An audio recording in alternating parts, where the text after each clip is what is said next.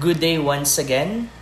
Today, I would like to present a philosophical argument that addresses one of the most fundamental human concerns.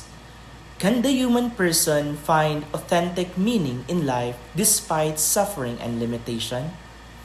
I claim that the human person is capable of discovering authentic meaning in life because our intellect and will are directed toward truth, goodness, and purpose, even in the midst of suffering and unhuman limitations.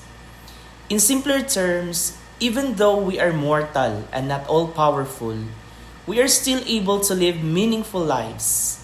That's because we have the ability to recognize truth, to love, to act, and to respond meaningfully even to painful experiences. Father Ferriols describes insight as seeing with the mind, not just with the eyes.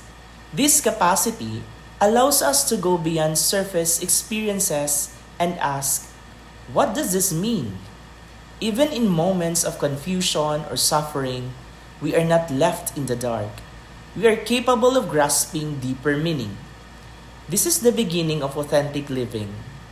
Von Hildebrand reminds us that values like goodness, beauty, and love are real. They exist even if we don't always feel them. They are not just preferences or interventions. The fact that we can recognize and respond to these values proves that meaning is possible. Because value points us to something worth living and even suffering for. Now, Husserl affirms the truth is one and universal. Our intellects are made to seek the truth, not just personal opinions, but truth in itself. This capacity to search, question, and reflect gives us the strength to endure suffering because we know that there is something real and true worth aiming for. Now, some might say, but meaning is subjective. What's meaningful to you might be meaningless to someone else. That's true on the surface. But if we dig deeper, we find that people from different cultures still value love, justice, and truth. So meaning is not entirely personal. It has a universal core. Now, others might say, but suffering destroys meaning. Now, my response is, sometimes, suffering is where meaning is most visible. Now, Viktor Frankl said that the people who survived were often those who had something to live for, someone they loved, something they believed in, a purpose. Suffering doesn't erase meaning, it reveals it. For example, think of a mother who works hard and endures pain just to give her child a better life.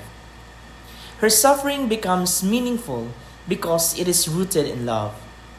Or a student who fails but learns from that failure and chooses to try again. There's meaning in that courage. From this, I realize that insight helps us understand life more deeply.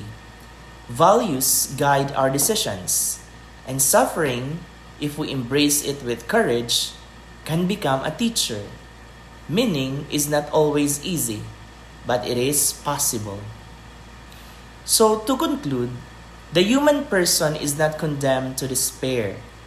We may be limited, we may suffer, but we are all capable of love, reason, insight, and action.